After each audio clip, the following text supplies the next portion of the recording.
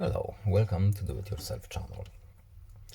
Today I will show you where to find the option and how to set up a custom white color balance in Samsung Galaxy A55.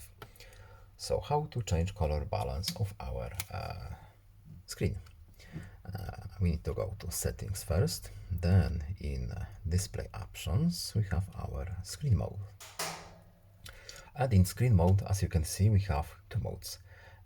Right now we have natural one, we cannot change it. To make some changes, we need to use our vivid mode. And here we have some presets of our white balance. And of course we can change it a little bit more using advanced settings. And now we can do whatever we want here. Of course we can also change the vividness of our screen colors.